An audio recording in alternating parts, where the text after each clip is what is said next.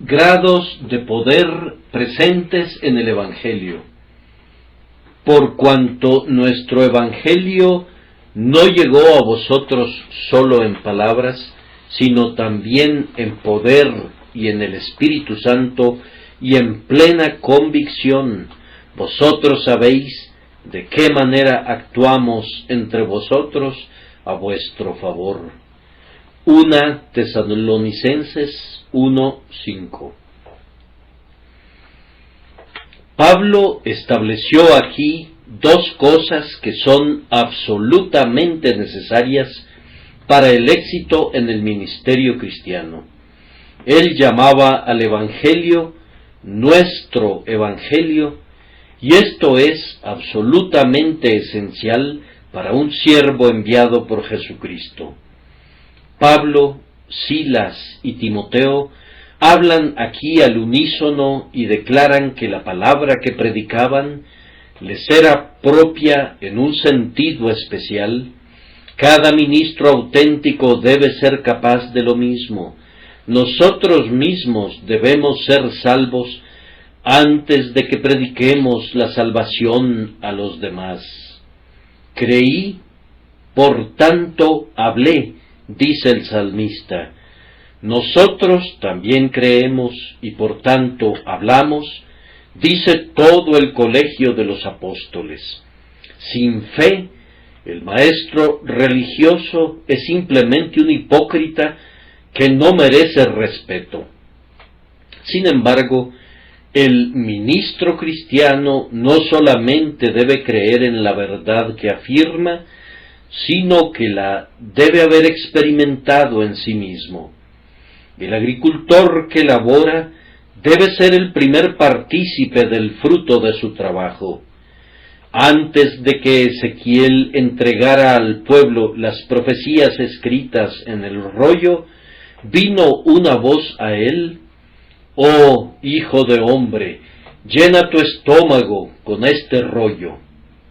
Y el profeta no solamente se lo llevó a la boca, donde le supo dulce como la miel, sino que descendió hasta sus entrañas para mezclarse con su más íntimo ser. Nosotros mismos debemos sentir el peso de esa carga del Señor que proclamamos a los demás, o de lo contrario, no seremos ministros de tipo apostólico. Seremos más bien descendientes de los hipócritas fariseos que ataban cargas pesadas, difíciles de llevar, sobre los hombros de los hombres, pero ellos mismos no las querían mover ni aun con el dedo. El apóstol Pablo, con la debida corrección, podía llamar al Evangelio su propio Evangelio. Él había experimentado de manera singular, camino a Damasco, toda su invencible potencia. Y después, en medio de muchas pruebas, de múltiples dificultades, de diversas experiencias, en furiosas tentaciones, había hecho propias cada una de las verdades de la Escritura, habiendo probado su dulzura, su fortaleza, su consuelo y su poder. Joven amigo, no pienses en predicar mientras no tengas la verdad de Dios escrita en tu propia alma. Es como si quisieras ser el piloto de un gran transatlántico y atravesar el océano sin conocer los principios de la navegación. Atreverte a meterte por tu cuenta en el ministerio cristiano sin que el Evangelio sea tuyo equivale a hacerte embajador sin la aprobación de las autoridades de tu país. Ningún programa de entrenamiento en Oxford o en Cambridge o en ninguna otra parte, ningún esquema de enseñanza de los clásicos o de las matemáticas te puede hacer eventualmente ministro de Jesucristo si no tienes el requerimiento básico que consiste en un interés personal en la salvación por Jesucristo. ¿Qué? ¿Presumirás de ser un médico mientras la lepra invade tu rostro? ¿Intentarás colocarte entre los vivos y los muertos cuando tú mismo estás vacío de toda vida espiritual? A los sacerdotes de los tiempos antiguos se les untaba sangre en su dedo pulgar, en el dedo del pie y en su oreja, para indicar que estaban consagrados por entero. Y ninguno de nosotros debe querer ejercer algún oficio para Dios en medio de su pueblo hasta no haber conocido primero el poder que proviene de la sangre del Señor Jesucristo, que limpia, revive, refina y santifica. Debe ser nuestro evangelio antes que ni siquiera pensemos en aspirar al elevado y santo oficio del ministerio del evangelio. Pero solo esto no es suficiente.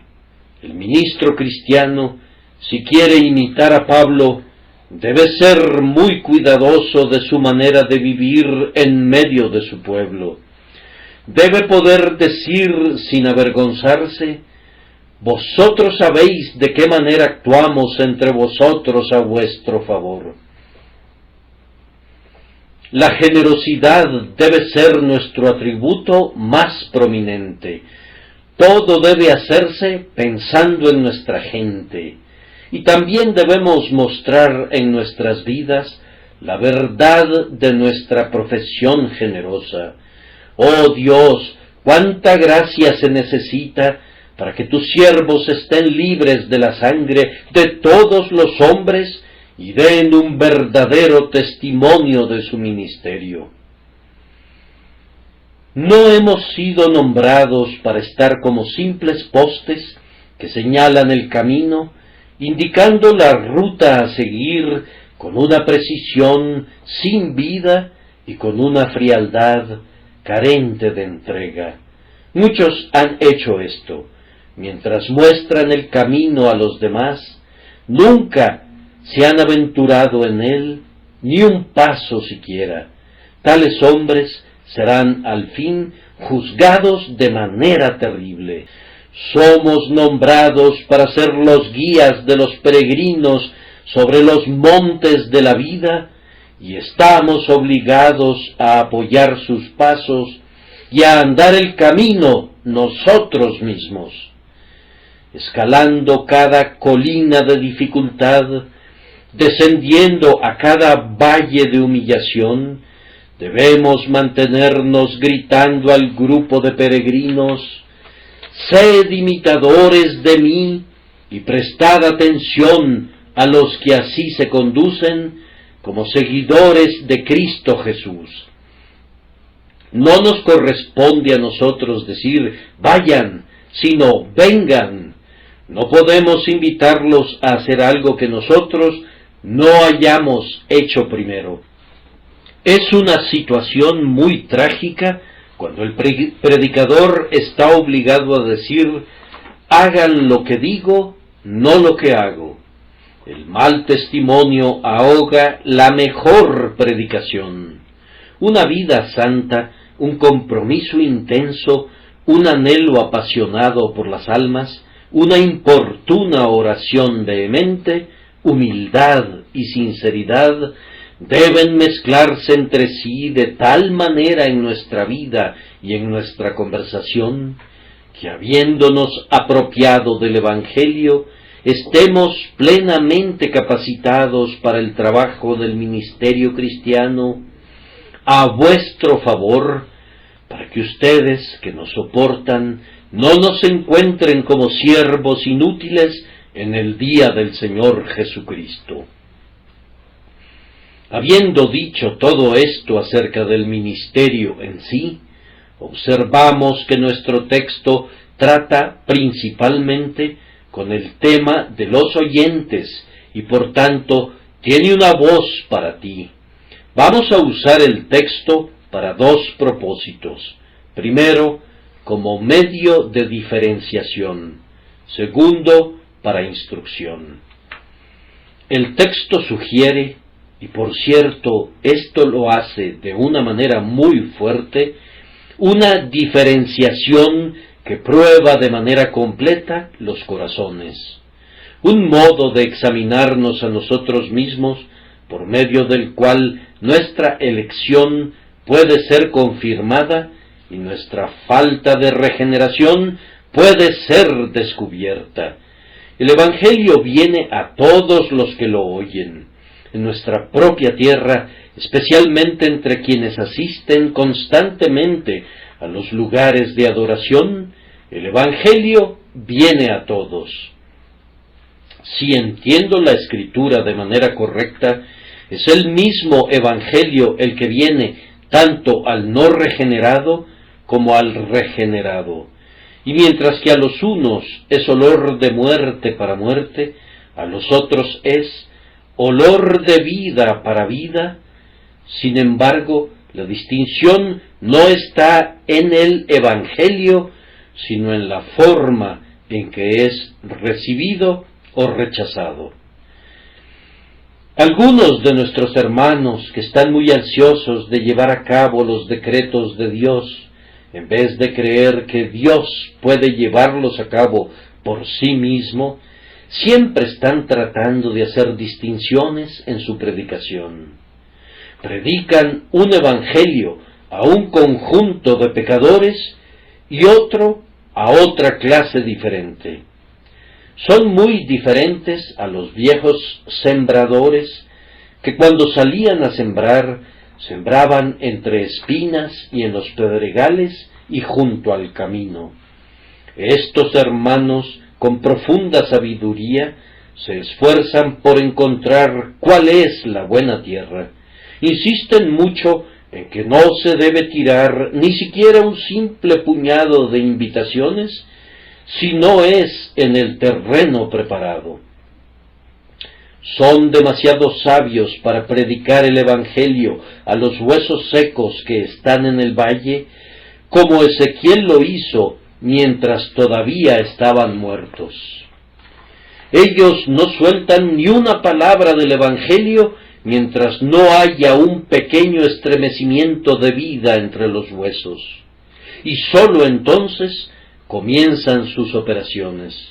No consideran su deber ir a los caminos y a los callejones para invitar a todos los que encuentren a venir al banquete.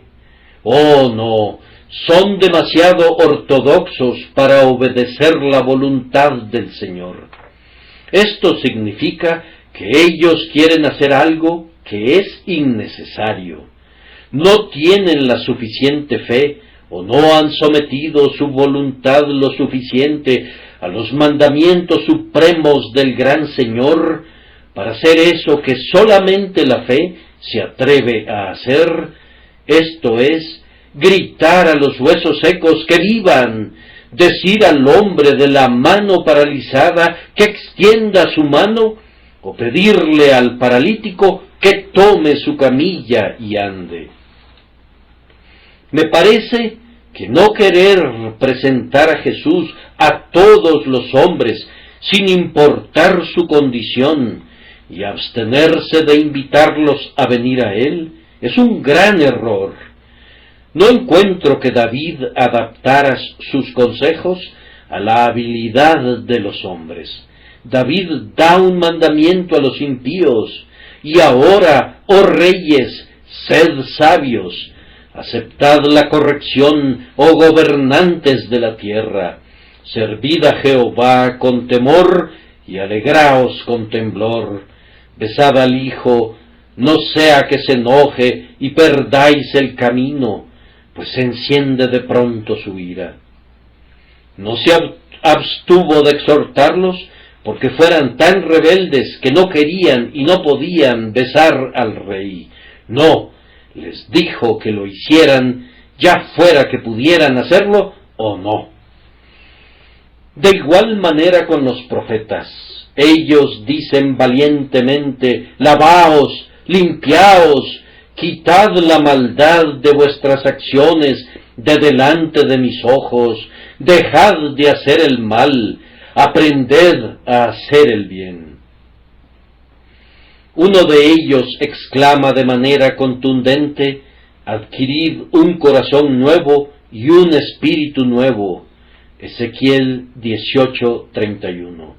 Y sin embargo, no dudo de que él estaba perfectamente de acuerdo con ese otro profeta que enseñó la incapacidad del hombre por medio de aquellas dos memorables preguntas: ¿podrá el negro cambiar de piel y el leopardo sus manchas?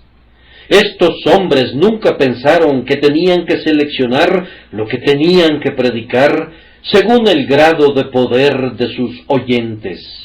Ellos consideraron el poder que habita en su Dios, que hace que su palabra sea efectiva. Y ocurrió con los apóstoles lo mismo que sucedía con los profetas. Pedro gritó a la multitud congregada alrededor de la puerta del templo llamada Hermosa: por tanto, arrepentíos y convertíos, para que sean borrados vuestros pecados.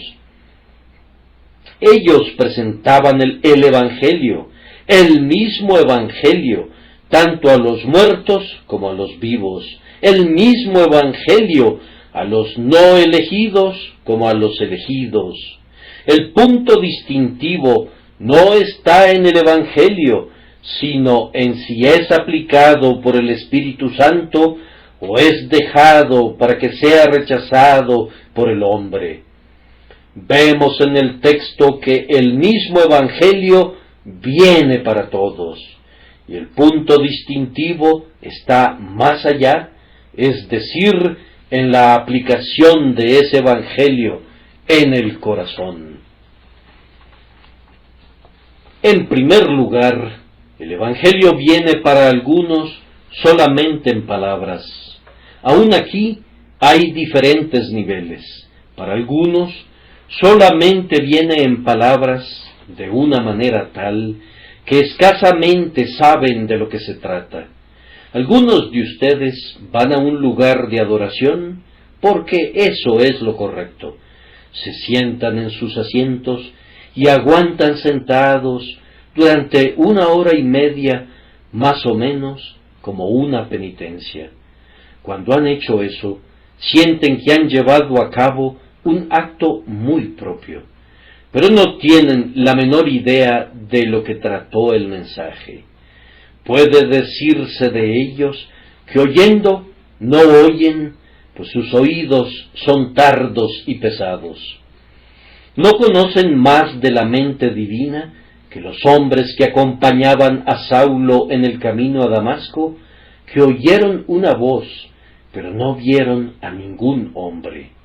Yo creo que una gran mayoría de los que asisten a las iglesias no entienden más de lo que trata la predicación, de lo que entendía el ayudante de Jonatán cuando corrió tras las flechas. David entendió su significado muy bien, pero el muchacho no entendió nada.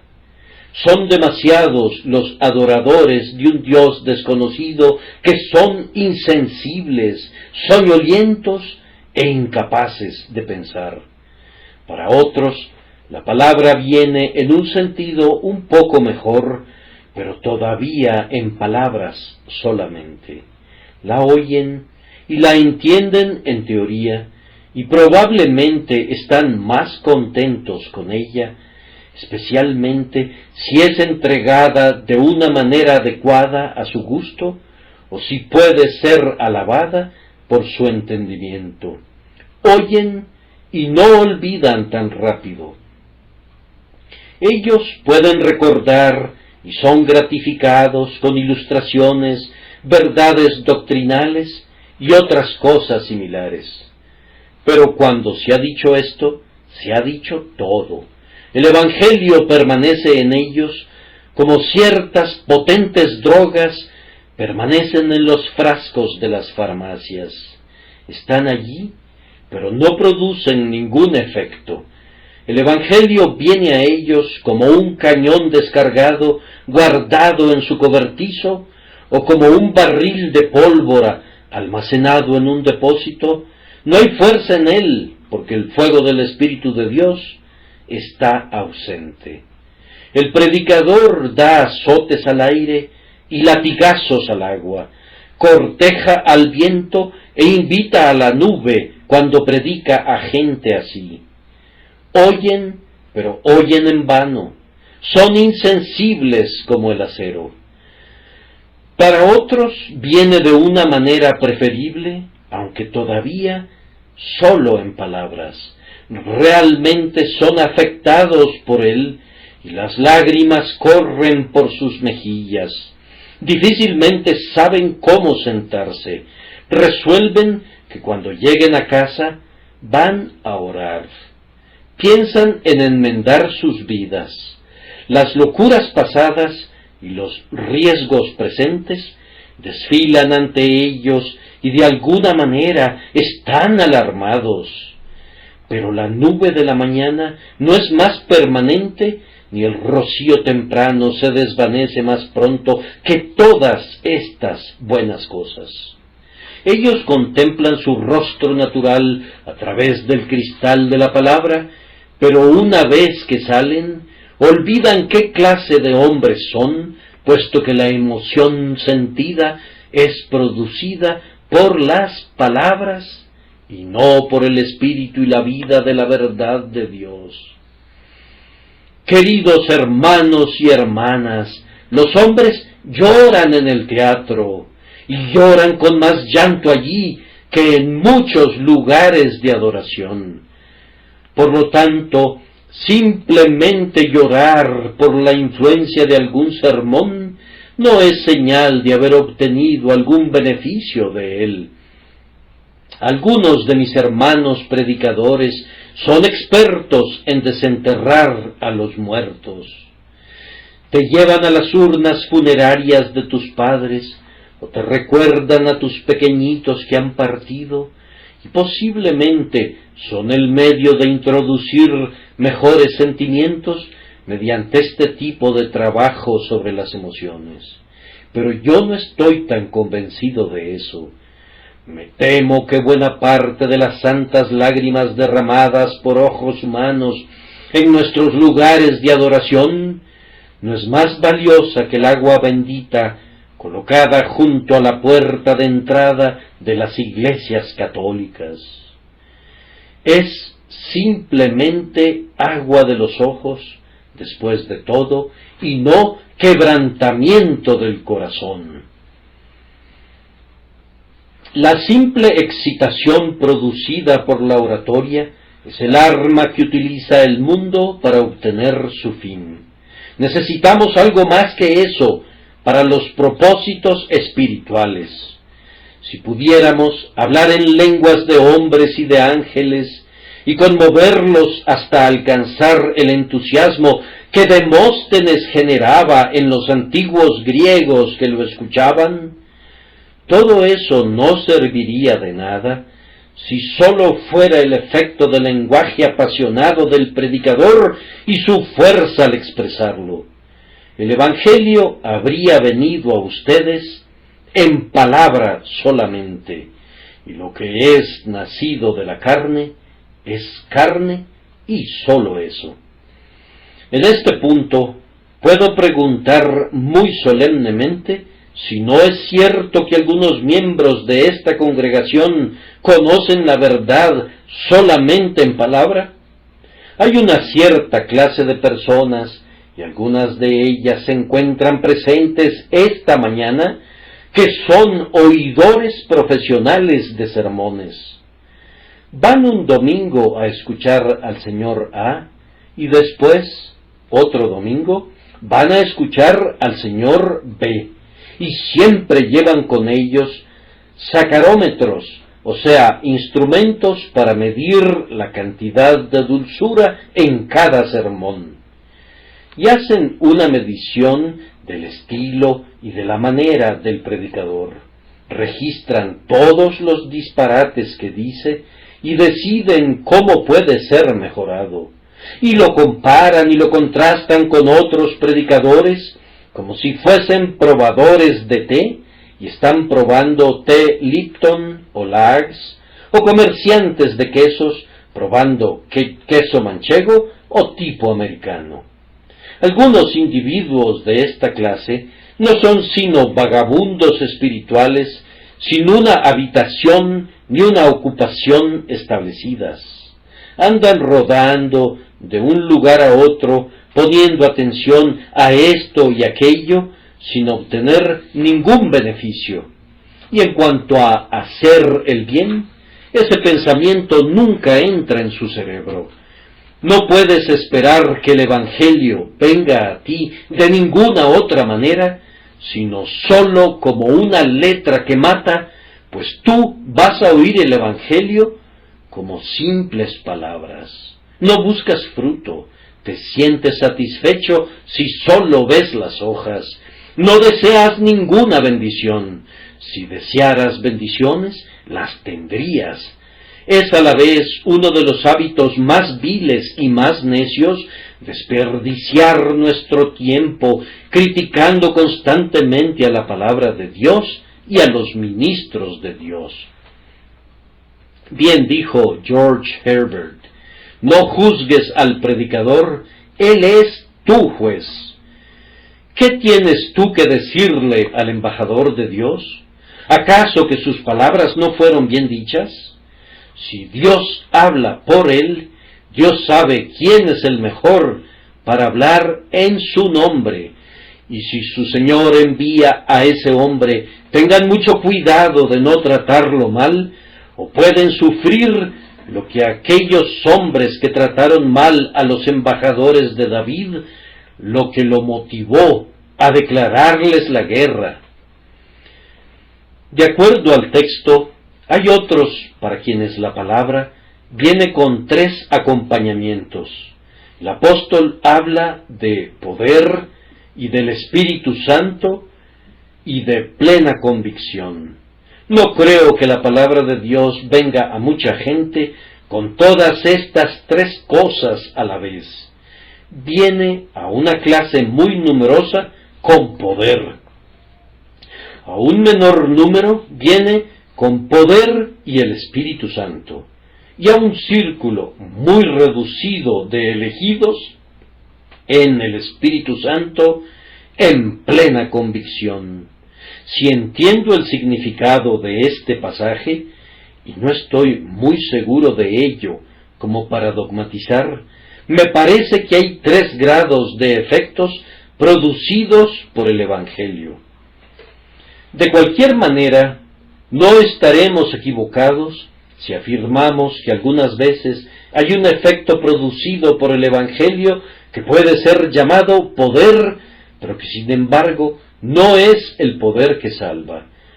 Para muchos de ustedes, mis queridos oyentes, la palabra de nuestro Evangelio ha venido con poder sobre sus entendimientos. Lo han oído, sopesado, juzgado y recibido como verdadero y como revestido de autoridad divina. Su entendimiento ha estado de acuerdo con las varias proposiciones que hemos proclamado como doctrinas de Cristo. Sienten que no podrían hacer otra cosa. Estas verdades de Dios tienen tanto sentido y se adaptan tan bien a la ruina de la naturaleza humana y a las mejores aspiraciones del hombre, que ustedes no dan patadas contra ellas como hacen algunos. Ustedes están convencidos de la autenticidad y de la autoridad del Evangelio por el propio Evangelio. Tal vez nunca han leído las evidencias de Paley y nunca han estudiado la analogía de Butler, pero el propio Evangelio ha venido a ustedes con suficiente poder para ser su propio testigo ante ustedes, y su entendimiento reconoce con gozo que esta es la palabra de Dios y la reciben como tal. Ha hecho más que eso. Ha venido con poder a la conciencia de algunos de ustedes. Les ha dado la convicción de pecado. Sienten ahora que la justicia propia es necedad y aunque todavía pueden complacerse en la justicia propia, lo hacen con los ojos abiertos. Ya no pecan ahora sin remordimiento, como lo hacían antes, pues conocen un poco la pecaminosidad del pecado. Más aún, se han alarmado con relación al fin último del pecado. El Evangelio les ha hecho conocer que la paga del pecado es la muerte. Sienten que no pueden vivir con quemaduras eternas.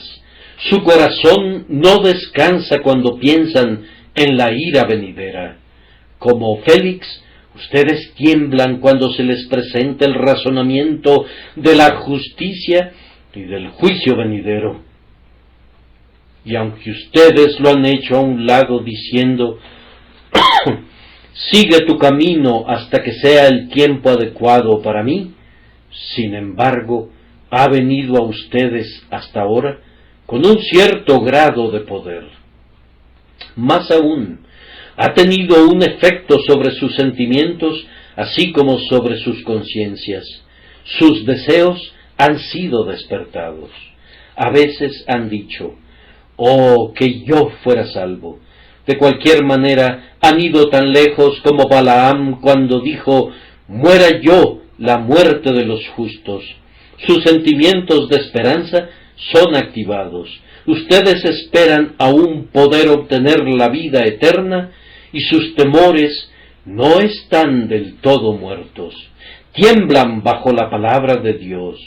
Las emociones naturales que se parecen a las espirituales han sido producidas en ustedes por los destellos de la palabra, a pesar de que todavía el Evangelio no ha venido con el Espíritu Santo. Más allá de todo esto, el Evangelio ha venido con poder a algunos de ustedes en sus vidas. Puedo verlos con placer ansioso porque sé que el Evangelio les ha hecho mucho bien, aunque no los ha salvado. Lamentablemente hay otros para quienes ha sido durante un tiempo brida y freno, pero luego se han alejado de él. Hay aquí quienes, como los perros, han vuelto a su propio vómito y como la puerca lavada han vuelto a revolcarse en el cieno. Alguna vez tuvimos esperanza por ustedes, pero casi debemos dejar de esperar. Algunas personas corren hacia la borrachera después de períodos de abstinencia, después de haber conocido lo malo de ese pecado y de haber profesado odiarlo. La pasión ha sido demasiado fuerte y de nuevo han caído en esa profunda zanja en la que están pudriéndose muchas personas aborrecidas del Señor. Oh, que Dios en su infinita misericordia traiga a sus almas el Evangelio con algo más que este poder común, que venga con el Espíritu Santo así como con poder. Ustedes pueden ver que hemos subido gradualmente hasta una considerable altura, pero ahora llegamos a una elevación mayor para hablar de la gracia salvadora. Para muchos de mis oyentes, como para los de Tesalónica, la palabra ha venido en el Espíritu Santo. Hermanos y hermanas, no puedo describirles cómo es que el Espíritu Santo opera por medio de la palabra. La obra del Espíritu Santo es equiparada por algunos a algo tan misterioso como un nacimiento o como al soplar del viento. Es un gran secreto y por lo tanto no puede ser explicado. Pero muchos de ustedes lo conocen experimentalmente. Antes que nada, el Espíritu Santo vino a ustedes como el gran dador de vida. Ustedes no saben cómo hizo que vivieran, pero esto sí saben, que lo que no tenían antes, ahora sí lo tienen. Saben que ahora arde en ustedes una chispa vital del fuego celestial muy diferente a esa chispa ordinaria de vida que estaba allí antes. Mientras oían a la letra que mata, el Espíritu de Dios vino con ella, y el Espíritu que da vida los hizo vivir con una vida nueva, más elevada y más bendita. Ahora tienen dentro de ustedes a Jesucristo, que es la vida y la inmortalidad. Ha comenzado el cielo dentro de sus corazones. Han pasado de la muerte a la vida y nunca vendrán a estar bajo condenación. Para ustedes, la palabra de Dios ha venido con el Espíritu Santo en un sentido que revive. Después entró con un poder iluminador. Los iluminó en cuanto a sus pecados. Cuánta negrura descubrieron en sus pecados cuando el Espíritu Santo proyectó una luz sobre ellos. Hermanos, no tenían ni la menor idea que eran tan pecadores como resultaron ser. El Espíritu Santo los alarmó y los asombró con revelaciones de esa profundidad grande y sin fondo de depravación que ustedes descubrieron que se levantaba de sus almas. Ustedes estaban alarmados, humillados, arrojados sobre el polvo. Tal vez comenzaron a desesperar, pero la misma iluminación del Espíritu vino a consolarlos, pues entonces Él les mostró a Jesucristo, les mostró el poder ilimitado de su sangre para quitar sus ilimitados pecados. Les reveló su deseo de recibirlos tal como eran, lo adecuado que es Él para su caso y condición. Y tan pronto como vieron a Jesús a la luz del Espíritu Santo, miraron hacia Él y fueron aligerados, y por lo tanto su rostro nunca ha sido avergonzado. Así pues, el Espíritu de Dios vino a ustedes como luz para disipar su oscuridad y darles gozo y paz. Desde entonces han experimentado al Espíritu Santo como su consolador. En medio de las sombras más profundas, Él se ha levantado como la luz del sol sobre sus almas. Él ha quitado sus cargas, el bendito Paráclito. Él ha traído a Cristo y las cosas de Cristo a su memoria. Él ha abierto para ustedes preciosas promesas. Él ha roto la cáscara y les ha dado a participar del fruto del privilegio del pacto de la gracia. Él ha roto el hueso y les ha satisfecho con la médula y la grosura que provienen de las cosas profundas de Dios. Sus alas de paloma extendidas sobre ustedes traen orden en medio de la confusión y dan un amable consuelo en medio de la adversidad. Ustedes también han sentido las energías ardientes del Espíritu Santo. Él ha descansado en ustedes cuando han escuchado la palabra como espíritu consumidor. El pecado de ustedes ha sido consumido por la venganza santa que ustedes sintieron hacia Él. Han sido conducidos a grandes alturas de amor a Cristo hasta poder cantar: si tuviera yo 1000 lenguas, ni una sola estaría callada. Si tuviera yo 1000 corazones, todos los entregaría a ti.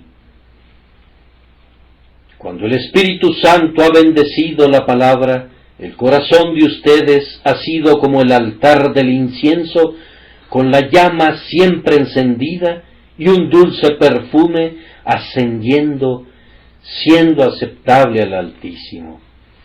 Amados, ustedes también han sentido al Espíritu Santo con la palabra como un espíritu de gozo.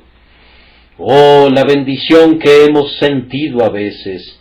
Con mucha frecuencia siento mi espíritu abrumado, pero, oh, el éxtasis que mi corazón ha conocido cuando el Espíritu Santo me ha mostrado mi elección eterna de Dios, mi unión con Cristo Jesús.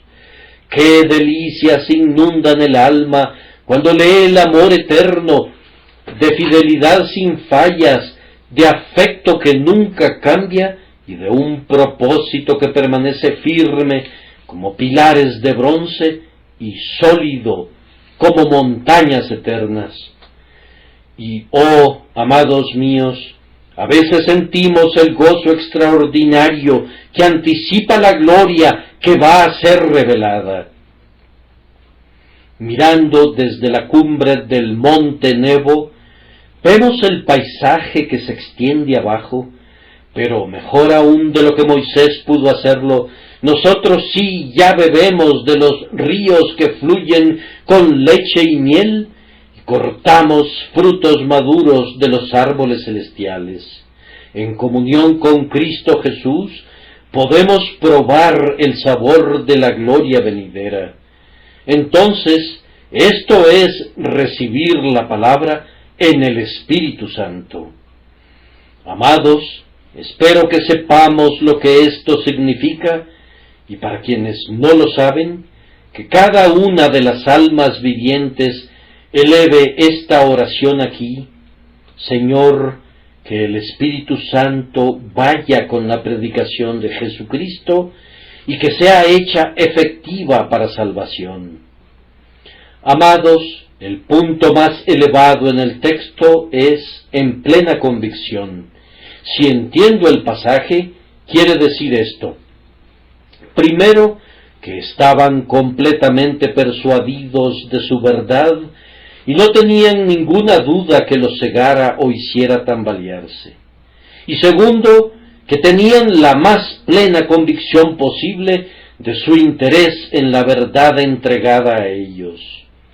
Ellos eran salvos, pero mejor aún, ellos sabían que eran salvos. Ellos estaban limpios, pero mejor aún, ellos se gozaban en su pureza. Ellos estaban en Cristo, pero lo que es más gozoso aún, ellos sabían que estaban en Cristo. No tenían ninguna duda, a diferencia de algunos de ustedes, ninguna sospecha oscura. La palabra había venido con tan bendita demostración que había barrido toda duda fuera de sus corazones. De acuerdo con Poole, la palabra griega usada aquí contiene la idea de un barco a toda vela, indiferente a las olas que se encrespan en su camino. Un barco de vela, cuando el viento es completamente favorable y sus velas abiertas lo están llevando directamente al puerto, no puede ser detenido por las crecidas olas. Es cierto que el barco puede mecerse, pero no es desviado ni a la derecha ni a la izquierda. Las olas pueden ser del tamaño que sea, pero el viento es lo suficientemente poderoso para sobreponerse a su movimiento en contra y el barco continúa su curso de frente. Algunos cristianos reciben el Evangelio de esa manera. No tienen ni la menor sombra de duda acerca de su verdad. No experimentan ni siquiera el principio de una duda acerca del interés que sienten por él y, por lo tanto, no tienen que hacer nada más. Con la fuerte mano de Dios sobre el timón y el viento celestial golpeando directamente en la vela, van por un camino directo haciendo la voluntad de Dios y dando gloria a su nombre.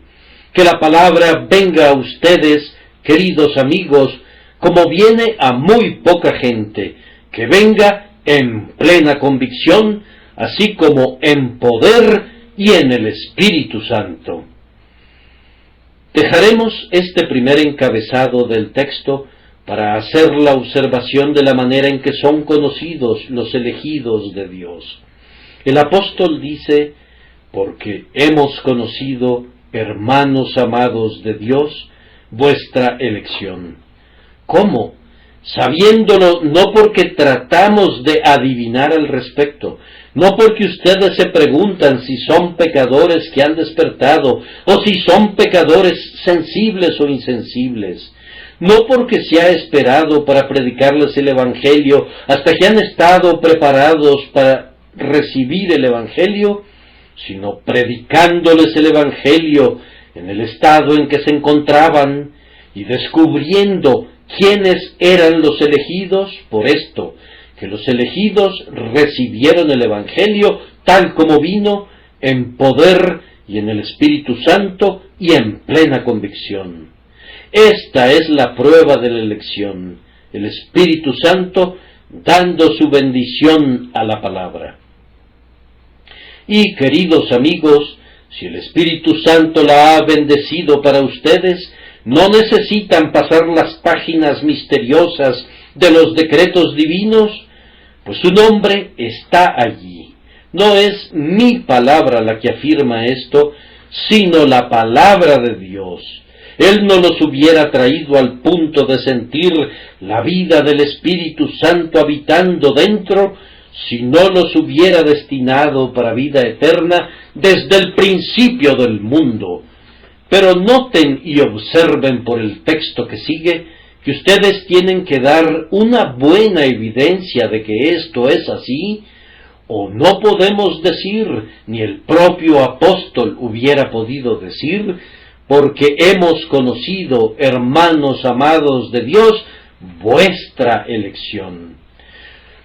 No podemos decir que el Evangelio ha venido a ustedes en el Espíritu Santo y en plena convicción, a menos que se muestren los resultados correspondientes. Escuchen estas palabras. También os hicisteis imitadores de nosotros y del Señor, recibiendo la palabra en medio de gran tribulación, con gozo del Espíritu Santo, de tal manera que habéis sido ejemplo a todos los creyentes en Macedonia y en Acaya, porque la palabra del Señor ha resonado desde vosotros, no solo en Macedonia y en Acaya, sino que también vuestra fe en Dios se ha extendido a todo lugar, de modo que nosotros no tenemos necesidad de decir nada, pues ellos mismos cuentan de nosotros la buena recepción que tuvimos por parte de vosotros, y cómo os convertisteis de los ídolos a Dios, para servir al Dios vivo y verdadero, y para esperar de los cielos a su Hijo, a quien resucitó de entre los muertos, a Jesús, quien nos libra de la ira venidera. Aquí pueden ver una imitación del ejemplo apostólico, una fe que llega a ser tan conocida que su fama se extiende, un gozo que no puede ser apagado por la aflicción misma, y una perseverancia que permanece a pesar de todas las dificultades. Pueden ver una conversión que renuncia a los ídolos más queridos y nos une a Cristo y nos hace velar y esperarlo a Él. Todas estas cosas son necesarias como pruebas de que el Espíritu Santo ha acompañado a la palabra. Oh, amados hermanos, quisiera que todos los miembros de esta congregación fueran no solamente convertidos, sino convertidos de tal manera que no hubiera ninguna duda al respecto. Quisiera que no solamente fueran cristianos, sino cristianos dando tales frutos que no pueda existir ninguna duda de que han recibido la palabra en plena convicción. Entonces será igualmente claro que ustedes son los elegidos de Dios. Que el Señor nos conceda que la palabra aquí sea como un poderoso imán colocado entre un montón de piezas de acero y de cenizas, capaz de atraer a todas las piezas hacia Él. Porque eso es lo que debe hacer el Evangelio. Debe diferenciar entre lo precioso y lo vil. Debe ser el aventador de Dios para separar a sus elegidos de los que son abandonados a su propia ruina.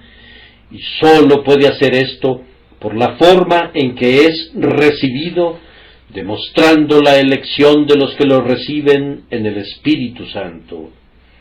esto es suficiente en cuanto a la diferenciación. Ténganme paciencia durante unos cuantos minutos más, mientras usamos ahora el texto para una enseñanza práctica. Es claro por el texto que no basta con predicar el Evangelio. Se requiere algo más que eso para la conversión de las almas. Muchas veces les he pedido que me ayuden, queridos hermanos, en la educación de nuestros jóvenes que han sido llamados para predicar el Evangelio, para que sean más eficientes en su ministerio, y ustedes, amablemente, me han ayudado. Pero debemos recordar siempre que aunque Dios nos conceda el privilegio de enviarnos a cientos de sus siervos ministros, no habrá ni un solitario caso de conversión logrado por ellos mismos.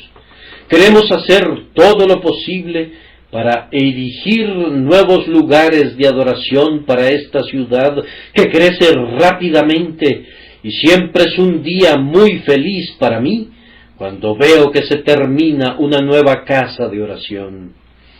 Pero ni una sola alma será llevada a regocijarse en Cristo Jesús por el simple hecho de construir un lugar de oración o por la adoración que se celebra en ella. Debemos tener la energía del Espíritu Santo. Ese es el asunto verdaderamente importante. ¿Qué es lo práctico de esto? Pues que se vuelve imperativamente necesario que oremos mucho a Dios para que venga el Espíritu Santo. Tenemos el espíritu de oración en medio de nosotros como iglesia. Les pido de todo corazón que no lo pierdan nunca. Hay aquí algunos hermanos y hermanas que nunca faltan a nuestra gran reunión de oración de los lunes por la noche y cuyas plegarias han atraído muchas bendiciones. Pero si quiero ser honesto, debo decir que hay algunos que podrían venir si quisieran, pero muy raramente nos favorecen con su presencia. O mejor dicho, que raramente se conceden el placer de esperar en Dios en las reuniones de oración. Ustedes no son nuestros mejores congregantes, nunca serán de los mejores miembros de nuestra congregación si se mantienen alejados sin tener una excusa justificable. No les digo esto a quienes sé que deben estar ausentes. No lo digo para traer a las señoras que más bien deben atender a sus maridos, o para atraer a los señores que deben estar atendiendo sus negocios. Pero lo digo para quienes sí pudieran estar aquí y que no sufrirían en nada por venir. Y debo aclarar lo que quiero decir con esto. Tengo mucho menos de qué quejarme en relación a esto que cualquier otra persona en la cristiandad, pues no he conocido ni he oído de ningún otro lugar cuya asistencia a las reuniones de oración mantenga una proporción tan buena y justa en relación a las reuniones dominicales de esta congregación. Pero aún así, hermanos, queremos que todos ustedes oren. Quisiera poder verlos a todos. Oh, sería un día muy feliz si pudiéramos ver este lugar lleno los lunes por la noche. No veo por qué no pueda ser así. Me parece que si sus corazones se encendieran completamente, alguna vez podríamos llenar este templo en la reunión de oración. Y qué bendiciones podríamos esperar recibir. Ya hemos recibido tales bendiciones que no tenemos el suficiente espacio para recibirlas ahora. Pero aún así, si la copa comienza a derramarse, dejemos que se derrame y se derrame. Hay muchas iglesias en nuestro barrio que pueden recoger lo que se derrama y deseamos que se llenen de bendiciones ellos también. Aumentemos nuestras oraciones proporcionalmente a nuestras acciones. Me gusta lo que dijo Martín Lutero en su frase: tengo que hacer tanto el día de hoy que no me será posible terminarlo con menos de 3 horas de oración. la mayor parte de la gente diría: tengo que hacer tanto el día de hoy que solo puedo tener 3 minutos de oración. No me alcanza el tiempo. Pero Lutero pensaba que entre más tuviera que hacer, más tenía que orar, o de lo contrario, no podría terminarlo todo. Ese es un tipo bendito de lógica. Quiera Dios que podamos entenderla. La oración y la provisión no son obstáculos para el camino del hombre. Si tienes que hacer un alto y orar, ese no es un obstáculo más grande que cuando el jinete tiene que detenerse en el taller del herrador para sujetar la herradura de su caballo. Pues si continúa sin atender eso, podría suceder que muy pronto tendría que hacer un alto de una naturaleza mucho más seria. Aprendamos del texto nuestra deuda a la gracia soberana que hace la distinción. Ustedes observan, amados hermanos, que el Evangelio no viene con el poder del Espíritu Santo para todos. Si entonces ha venido a nosotros, ¿qué haremos sino bendecir y alabar a la gracia soberana que lo hizo venir a nosotros? Ustedes pueden observar que la distinción no se encontraba en las personas mismas, estaba en la manera en que el Evangelio vino. La distinción ni siquiera estaba en el Evangelio, sino en la presencia del Espíritu Santo que lo hizo efectivo. Si han oído la palabra con poder, queridos hermanos, no fue porque ustedes estaban más preparados, porque estaban menos inclinados hacia el pecado, o sentían más amistad hacia Dios. Ustedes eran forasteros, extraños, extranjeros, enemigos. Ustedes estaban muertos en delitos y pecados, igual que lo estaban los otros, y que todavía lo están. No había en ustedes ningún mérito, descrito por la teología escolástica como dado por la generosidad divina, que se pudiera encontrar con la gracia de Cristo.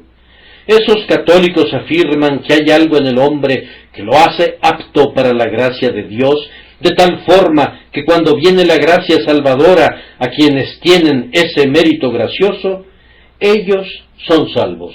Yo sé que en mí todo era incongruente, no apto, todo era contrario a Dios, todo era oscuridad y vino la luz, había muerte y la vida entró, había odio y el amor lo arrojó fuera. Satanás tenía el dominio y Cristo venció al traidor. Por tanto, toda la gloria sea a su santo nombre. A Él pertenece toda la gloria. Que sea tuyo el grande gozo de proclamar su nombre y alabarle en cada uno de tus himnos. Solo voy a mencionar de pasada una tercera lección práctica, y es que vemos que hay grados de logro aún entre quienes han recibido la palabra con el Espíritu Santo. Busquemos el más alto grado. Generalmente ustedes no están satisfechos con la misma calidad de vida. Ustedes desean tener más comodidades y lujos. Sería bueno que pudieran hacer lo mismo con las cosas espirituales. No se contenten simplemente con ser salvos, con estar vivos espiritualmente. Pidan ser valientes en lo relativo a la verdad de Dios. Para mí sería un gran honor, espero, ser un soldado raso si me llaman a defender mi país. Pero debo confesar que no me gustaría ser de la tropa siempre. Me gustaría ser pronto promovido a cabo y a sargento tan pronto como fuera posible. Y me quejaría con ganas si no pudiera llegar eventualmente al grado de oficial. Me gustaría que me vieran hacer mi mejor esfuerzo. Me gustaría alcanzar la posición más prominente, si puedo servir así mejor a mi país que como soldado raso. Pienso que lo mismo debería suceder con el cristiano. Él no debe buscar honor en medio de los hombres, pero teniendo más gracia, si puede servir mejor a su Dios y dar más honor a su nombre, entonces que se esfuerce. Ah, mis queridos hermanos, ¿cómo es posible que se queden sentados diciendo, ¿es suficiente?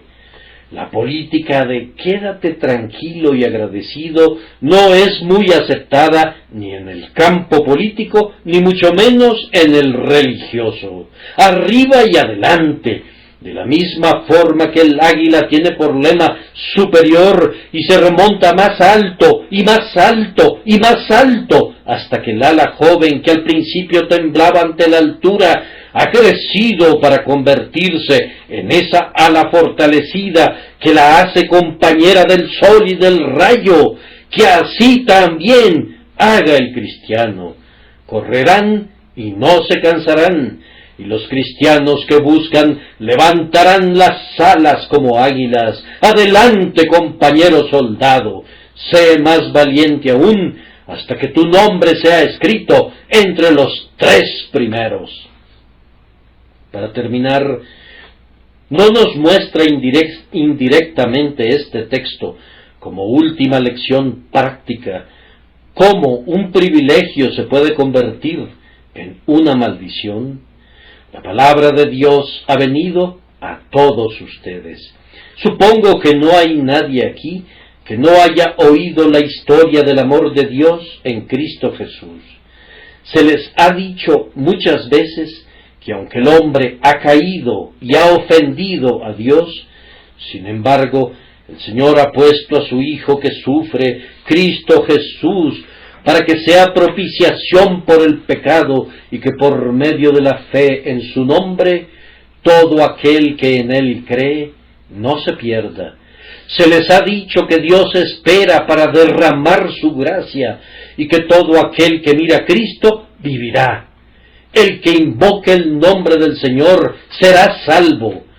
Ahora, habiendo oído esto, independientemente de lo que otros les digan, nos sentimos obligados, como ante Dios, a advertirles que si viene a ustedes en palabras solamente, aumentará su condenación.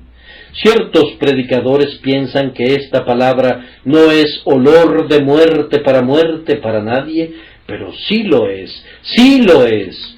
Cualquiera que sea su teoría, no importa lo que la teología hipercalvinista tenga que decir, dice la palabra de Dios que será más tolerable para Tiro y Sidón en el día del juicio de lo que será para Capernaum y Betsaida, porque oyeron la palabra, pero no se arrepintieron. Ustedes no son máquinas, ustedes no son simples criaturas sobre las que se actúa. Ustedes deben actuar de la misma manera que son movidas. Y cada buena palabra que llega a su oído es escrita como una deuda en contra de ustedes. No hay ninguna declaración en el Evangelio de Jesucristo que, si es rechazada, no los deje en un grado de mayor desobediencia de la que estaban. Recuerden cómo lo establece el apóstol. Pero para los que no creen, la piedra que desecharon los edificadores, esta fue hecha cabeza del ángulo, y piedra de tropiezo y roca de escándalo. Aquellos tropiezan siendo desobedientes a la palabra, pues para eso mismo fueron destinados. Ellos no podrían haber sido desobedientes si no fuera su deber obedecer. Ningún hombre es desobediente allí donde no hay ley. Es por tanto el deber de cada pecador que oye el Evangelio creer en él.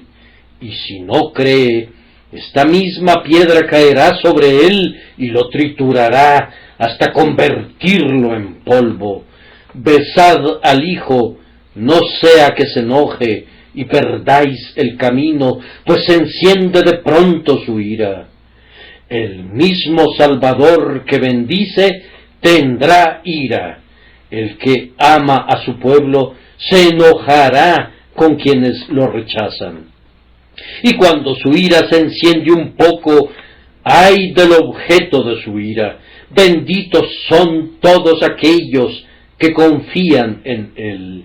Que nosotros seamos contados entre el número de los benditos, para alabanza y gloria de su gracia, por medio de la cual nos hace diferentes de conformidad a la elección de su propia divina voluntad.